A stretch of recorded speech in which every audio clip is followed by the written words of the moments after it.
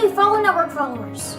Now, I know you all saw the last stream, so you all know what happened, but I think you need to hear the other side of the story. So let's go back to, well, the beginning. So Denver has sort of always been the Silicon Valley of neurotechnology. I mean, all of the leading companies, Brain Tech, Smart Thoughts, Neurolabs, they all started here in Denver, and I live there. It's been really cool to see all of these companies making technological breakthroughs right here in my hometown. And one of those breakthroughs happened a long time ago, like way before I was even born. So a long time ago, I don't even know how long, technology was developed that could perceive thoughts. Technology could read the neurons and see what you're thinking about. But 18 years ago, when Neurolabs, one of the leading neurotechnology development companies, brought this technology to a whole new level. They made it extremely accurate. The days of decoding single letters of thought were gone. Their new technology could decode multiple letters of thought at a time. And they also made it very mainstream, to the point where anyone could purchase it. Essentially, what they developed is a chip that is surgically implanted into the brain. And this chip can read the neurons and see what you're thinking about, and it will transmit the thoughts onto a smartphone app. However, believe it or not, the main group of people that get the chip implanted are newborns. They can't speak, so parents like to know what they're thinking about. So if a kid is hungry, their parents will be able to see that they're thinking of hunger on their phones, and then they'll know it's time to feed the baby. I don't know, a lot of you guys have probably had experiences like this, like what I'm about to say, but when I was a toddler, my parents left to quickly go pick up some groceries and left me in the car. I started to overheat.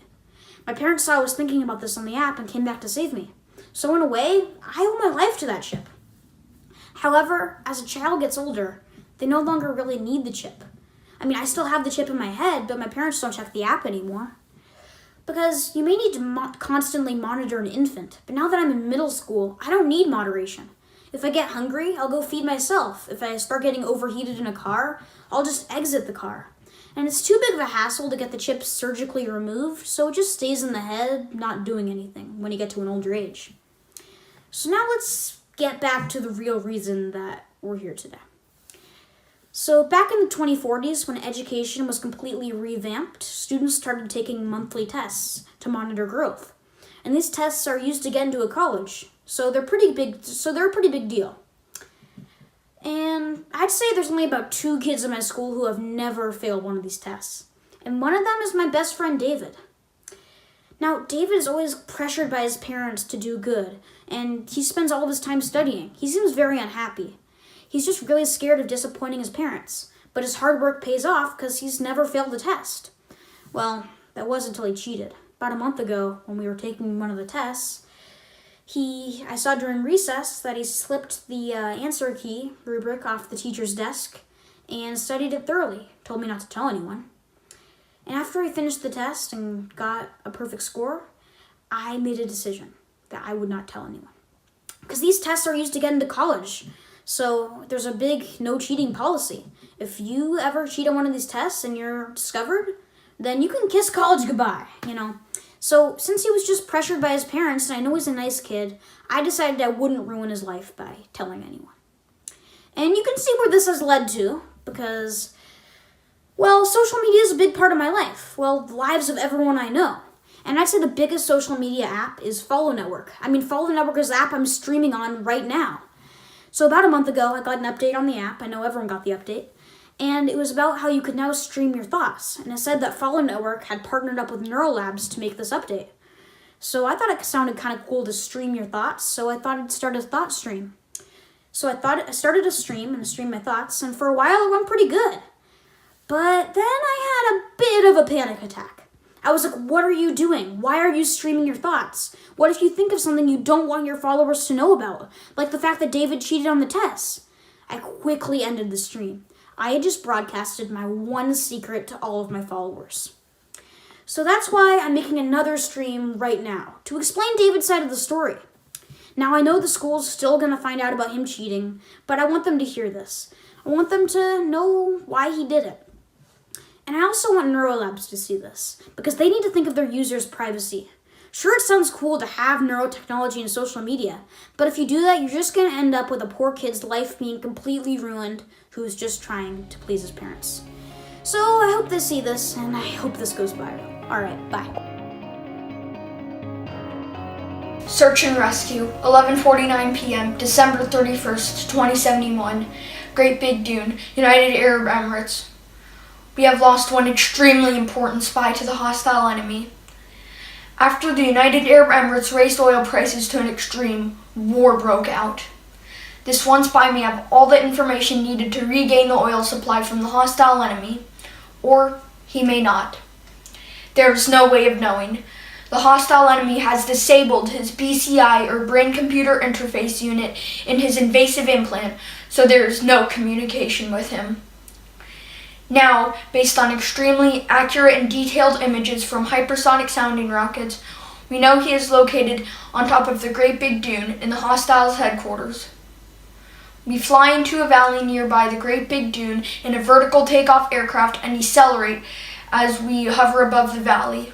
I latch on with an electric repeller and begin to move downward. As I am moving downward, I glance at an image submitted to my invasive neurochip by a nearby surveillance drone. Little red dots pop up everywhere, and I know what this means. There are hostiles all around us. Our captain confirms the image by sending us a coded message on the BCI chat, which appears right in front of my eyes. Danger, Will Robinson. This message means that we are in grave danger and about to go into battle. Although neuroethics prevents civilians from reading people's thoughts by shutting down their neurochip if they are caught, we always take extra precautions by using code names and phrases to ensure nobody understands our messages. I am very scared, but I know my neurotechnology will keep me safe. Neurotechnology is the shiny new tool of the century. As I have served in the military for about 15 years, I've lost a leg in the process. You may be thinking, how can I serve with an elite group of soldiers in a dangerous search and rescue mission with a fake limb? Well, I wouldn't call it fake, more robotic. You see, this limb is a prosthesis. A lot of soldiers in my unit have them, but you can't even tell who has them. Not even I can tell the difference with my own limb.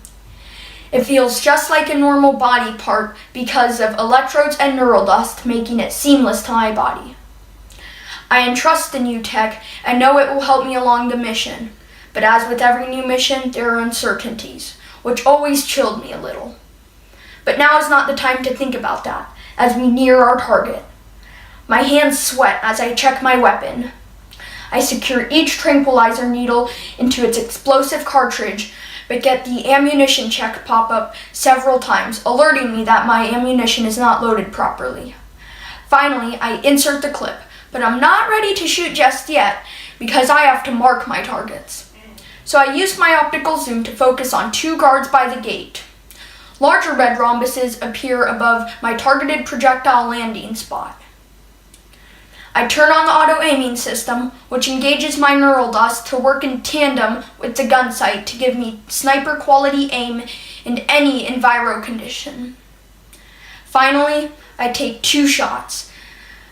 The tranquilizer needles fly out of the barrel as the smoke grenades engage, spewing thick yellow clouds. But I am able to make out what happened. The 2 guards fell to the ground, and the BCI chat boomed with, "All clear," and "Let's go." We ran down into the valley as the grenade sung our entrance hymn, blasting the hostiles off their feet. We ran into the fort with haste, just in time to find our spy Levi sitting there, waiting to be rescued. Mission accomplished. Holo recording starting. Date, June 19th, 2053. It's been a year since my brain-computer interface, also known as BCI brain chip, was implanted, the purpose of which is to improve the quality of my life. When I first received the brain chip, the neurosurgeons explained I might feel uncomfortable and unable to carry out my usual routine for a few weeks, until the chip in my brain established a state of neuroequilibrium, which will only occur when a critical mass of brain neurons have adhered to the chip. During my first week with the chip, I had extreme difficulty falling to sleep. The chip was actively establishing neural networks with all parts of my brain, including the pineal gland, from which melatonin is secreted. So in order to get enough melatonin to sleep, I had to take supplemental melatonin. Even though the first few weeks were difficult, after a while, the chip in my brain started to sync and the quality of my life improved dramatically. Fast forward 1 year, and I am now able to completely utilize all the attributes of the brain implant. The effects have been absolutely wonderful. I can telepathically communicate with the growing community of people who have also received the BCIs. I can perform party tricks that involve injuring myself and miraculously be healed within a matter of hours. The chip has assumed the master functioning of my entire autonomic immune system. So one time, I shot myself in the leg with a .45 caliber Ruger at a neighbor's backyard barbecue. A couple of women fainted, and one man vomited the full contents of his barbecue-filled stomach. Even though the pain is still there, it is very faint. This miraculous chip has even made me smarter, stronger, healthier, and even given me more stamina. Still, for some reason, something feels off. I have been engaging in behaviors I usually would not. Before the BCI chip, I brushed my teeth once every 2 to 3 days and changed my clothes only when they smelled like a ripe wheel of camembert. But now, for some reason, I brush my teeth every day and change my clothes regularly. This chip has also made my mood better. While working on the screen of my holographic computer, I felt elated. And when my computer was hijacked by some ransomware hackers, I felt optimistic rather than angry or frustrated, the way I would have felt before. It felt very abnormal. Sure, pleasant, but that wasn't me. I'm not neat or have an agreeable personality. Suddenly with this chip, I'm someone completely different. I mean, what was this chip doing to me? It makes me a better person, but I wanted to get rid of me or replace me. Me? What is me? Who am I? What am I? What is becoming of me? End of recording. After I finished what had happened to me during the first year, I sent the recording to the doctors as instructed and waited. A few weeks later, I got an alert from my brain chip telling me I've been notification from my holomail. I thought, open it up, and it popped up in my view. It said, "Hello, I am a doctor from the International Neuro Service, and I was summoned here by my boss to give instructions on what to do. What you are experiencing is not rare and is found in 42% of people who take this BCI chip. Luckily for you, this solution has a 64.37% success rate. Here's the solution. The only solution is to take the chip out. It'll make you feel weak, bored, depressed for the first month or so. But after a while, it'll change you back to your previous self. Thank you for working with the International Neuro Service." I thought about it for a while. A 64.37% success rate didn't seem good enough to me. But what was I sacrificing? A pro would be the fact that I would have my identity back and not have to worry about becoming another version of myself. While the cons were the fact that I could possibly die and I would lose the wonderful attributes of the brain implant. After thinking about it for some time, I finally decided to not take the chip out. I thought that my life was worth more than my identity. Since my decision, I tried my best to enjoy the benefits of the brain implant, but I felt sick not knowing my true self and greatly regretted the decision for a whole year. And when I went back to the hospital to get the brain chip taken out, they told me the chip was too big a part of my brain to be taken out safely. I had missed my window of opportunity. I stood there by myself, depressed, at a level of emotion the brain chip cannot change. Now, when I routinely wake up every morning precisely at 6:45 a.m., I always think to myself, was it worth it?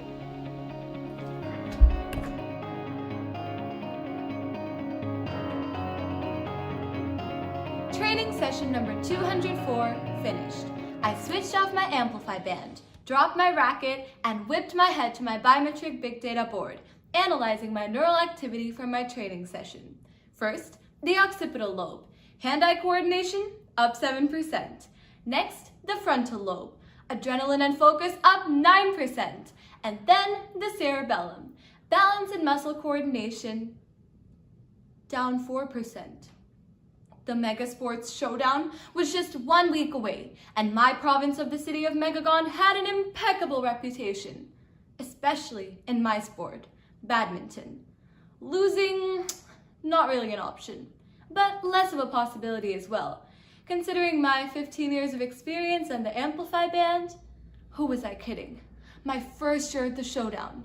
Will all of this be good enough?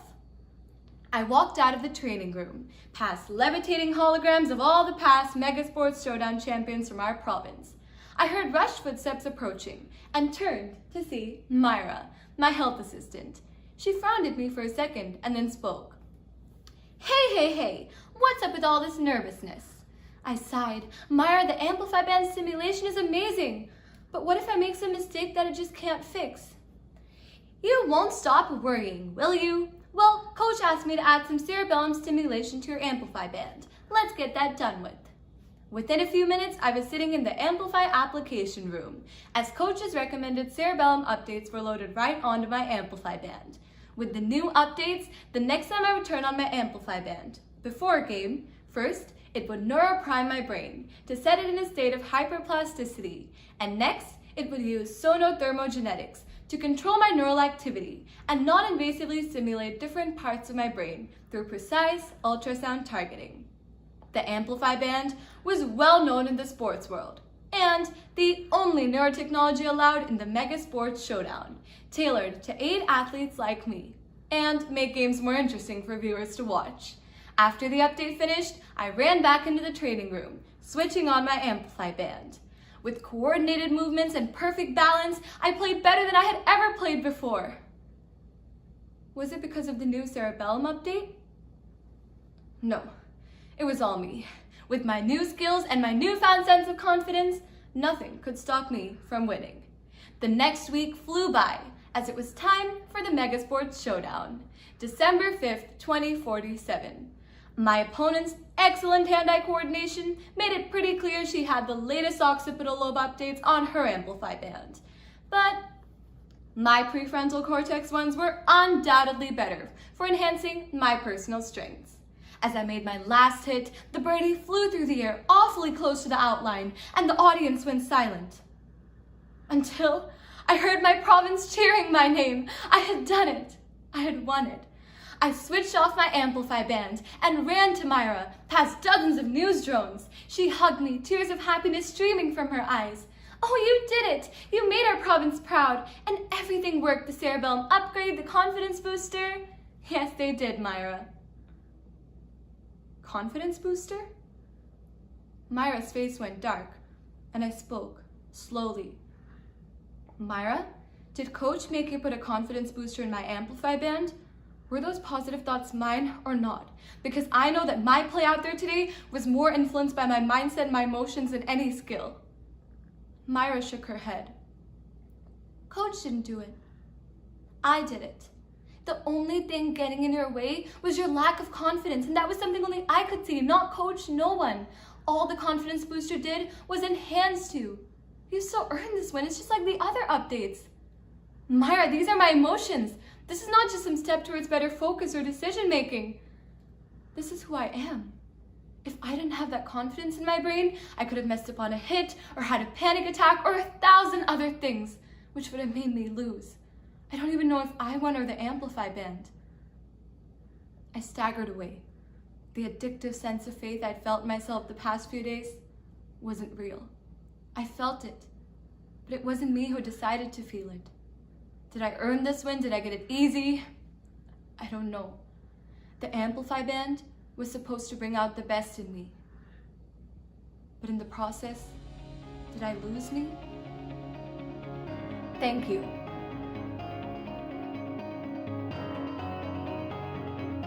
Welcome to Ingenuity's headquarters. We know you're excited to tour our new lab. Watch us implant a neurochip inside a brain in under 2 minutes before you can finish that coffee. Meet our Ingenuity doctors and explore neuro treatments and enhancements. Don't forget to stop by our gift shop and check out our latest neuro accessories. I waved goodbye to the wide-eyed consumers and investors as they followed our AI assistant. I'm so proud of our team here at Ingenuity who are making a difference in our patients' lives. Just last week, my patient, Devin, had a BCI, or brain-computer interface, implanted after he lost his ability to speak from a head injury 2 years ago. Now he can speak and communicate through a computer. He can also store and access his memories, and I monitor his progress daily. Hi, Devin. Who is this with you today? Hi, Dr. Thyra Scott. This is my daughter, Jenny. We do everything together. He smiled at the little girl. Hi, doctor. Yes, I like that he can speak to me again, but I don't really like his computer voice. Oh, is that so?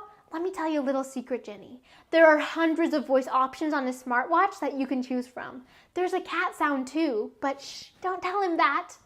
The room lit up with Jenny's laughter. After they left, I continued to study his app results.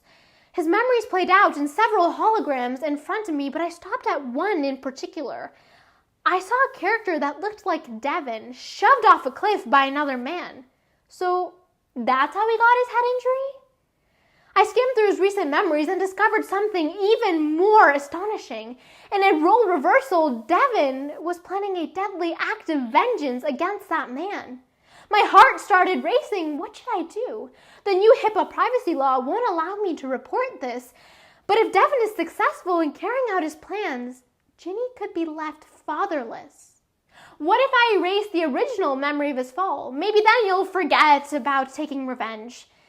With trembling hands, I unlocked the app, selected the memory, and pressed delete. Unable to sleep that night, I left a message for Devin to come see me, but he never came. Weeks passed until one day, Ginny showed up unannounced with her nanny. Hi, Ginny, how's your father doing? Tears rolled down her cheeks.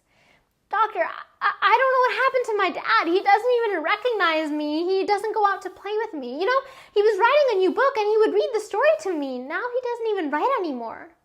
Oh, what was he writing about? He told me a story about two friends who became enemies, but I didn't like the part where they tried to push each other off a cliff. Ginny, how did your dad get his head injury? Oh, in a car accident 2 years ago. That moment, I felt my heart shatter into pieces. In my hasty attempt to keep two people together, I irrevocably pushed them apart. Sensing my intentions, my headband called the top neurologist in the country. Calling Dr. William Scott. Father, this is Thyra. Flustered, I explained everything to him. I thought I was doing the right thing, Father. Thyra, it seems by removing a particular memory, you erased his long-term memory from that day onwards, but he should still be able to make new memories, unlike the well-known patient HM, whose hippocampus was removed. But by altering his memory, I might have manipulated his identity. Sure, we humans see our lives through the lens of our past, and those memories make us who we are, but, you know, this isn't the first time that someone has altered a patient's memory here at Ingenuity. It's not uncommon among you doctors. But what happened to those patients? They were never the same again, but it's a very small price for them to pay compared to the benefits of this technology. This isn't only cruel, Father. This is inhumane. I think this calls for regulation to... Regulation is the enemy of innovation, Thyra. As the future CEO of this company after I retire, I expect you to know that regulations will only create barriers to our growth.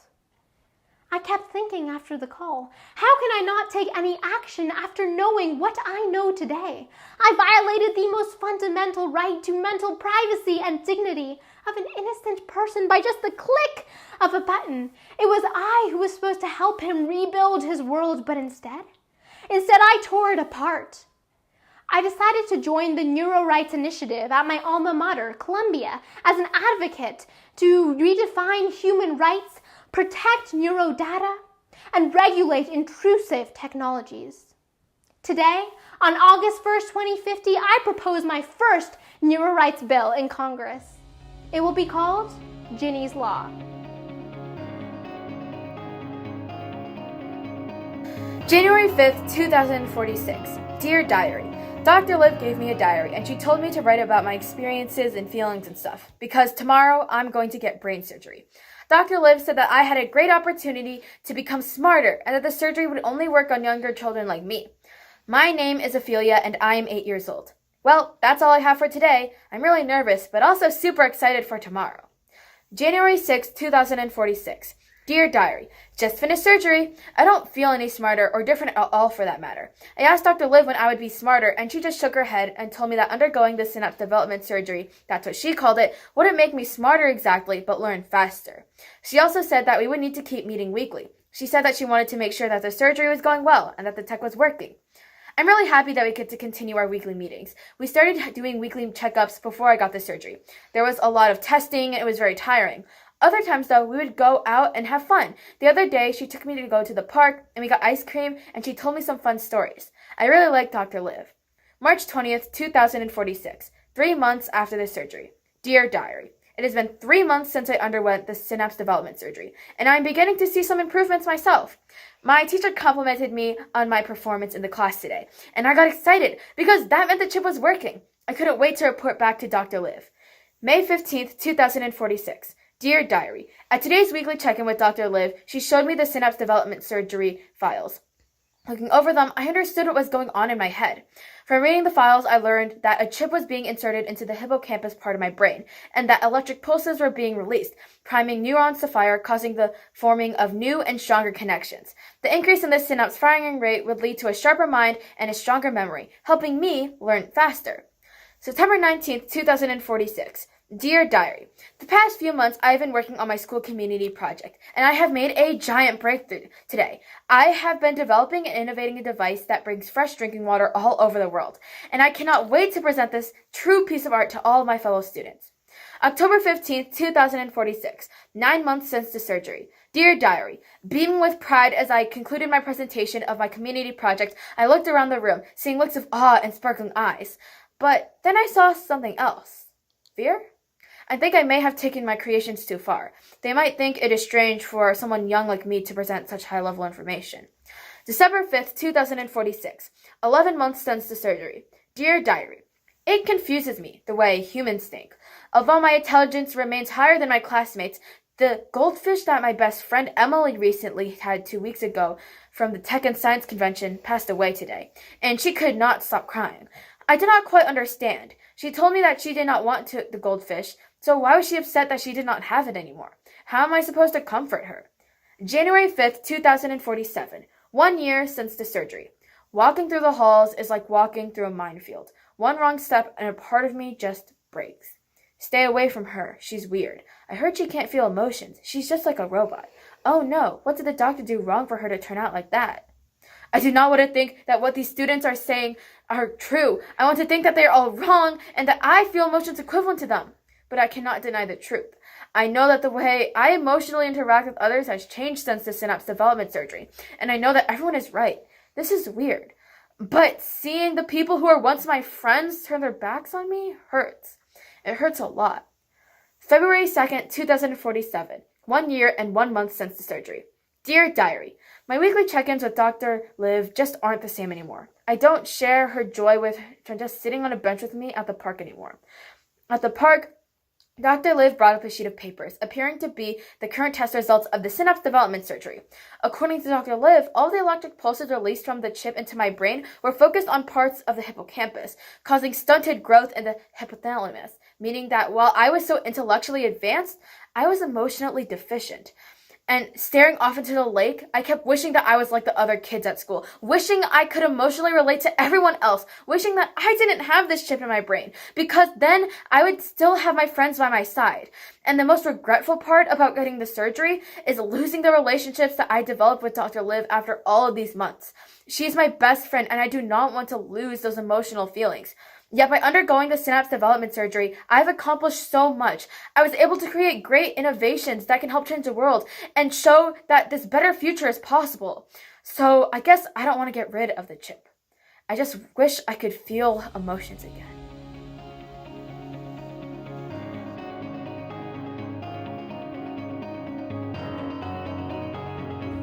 Testing? 1, 2. Is this thing even recording? Okay.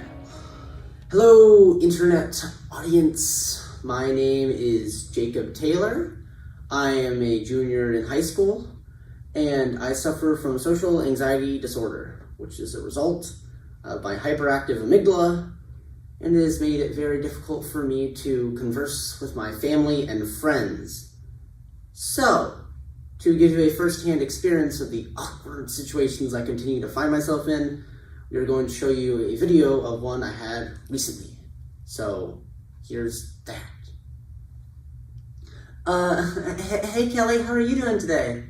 I'm doing great, Jacob. How about you?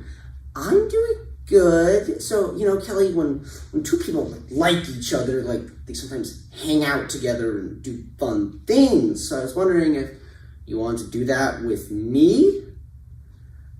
Jacob, that's very kind, but I think I'm gonna have to pass this time, but thank you so much. No, that's okay. As you can see, this situation is extremely awkward. So, to remedy these situations I continually find myself in, I decided to get the new neural inhibitor, which will hopefully solve this problem.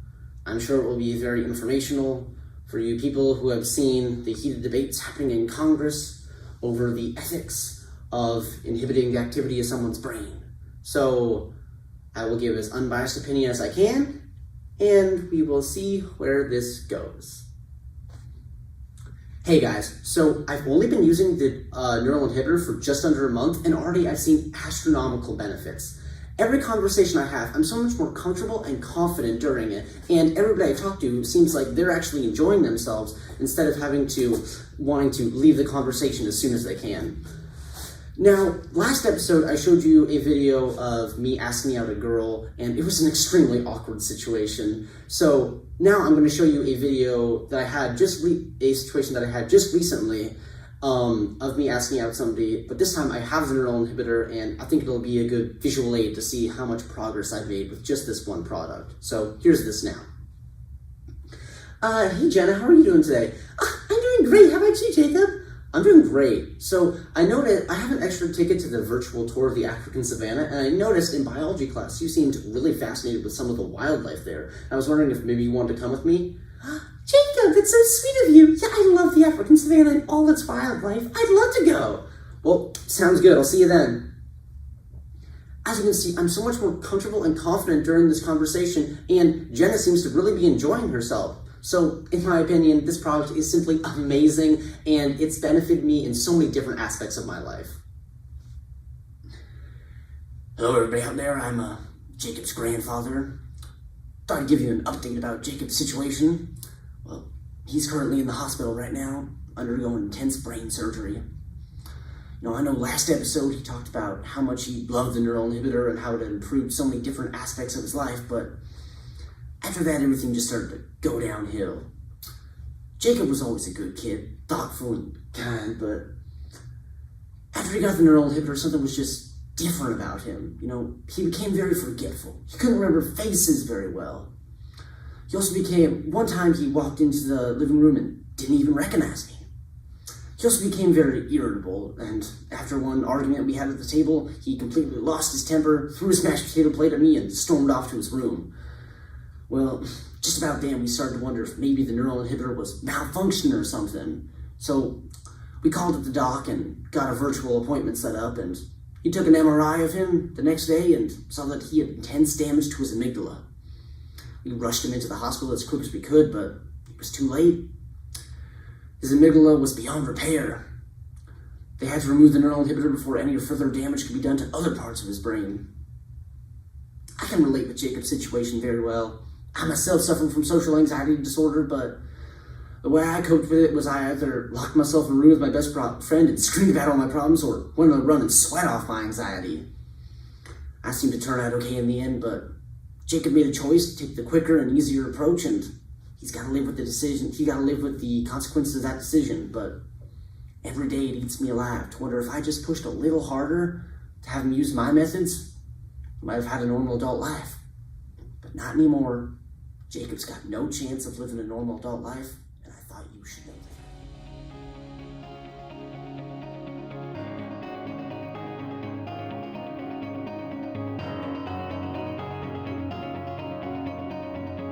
The click of several thousand shoes flood my eyesight, turning the world of bland buildings to a beautiful Renaissance-era cathedral. The chilly wind brushes my skin, creating pilasters that bolster a perfectly balanced cathedral in the eye of my mind. The implant in my cerebrum overlays these graphics of beauty to my eyes. In 2028, Gerson makers released their Synesthesia implants to the world, marking a new era of nanocogno-technology. Doctors insert artificial neural pathways through minimally invasive surgeries to create global connections that provoke synesthesia. This sensation turns feelings into taste and sounds into visual structures of wonder. My engrossment with my environment breaks as cliques of shoes give way to hordes of protesters, fighting my mind's artistry that they can't see.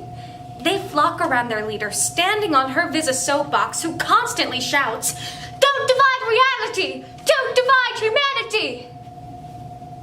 As I end my journey to work, the sounds of the future blend into the building, integrating my eye's creativity with the creations of the Synesthesia architects. The building thrives with blossoms of gray and rust red extrusions, and twists and tangles of artwork line the walls and ceilings. Many businesses incentivize their employees to get a synesthesia implant for creative thinking. Now in 2048, billions are considered synesthetes. At my desk, I began designing the vibrant, synesthesia-pleasing architecture of the future. When I received my implant, my world changed.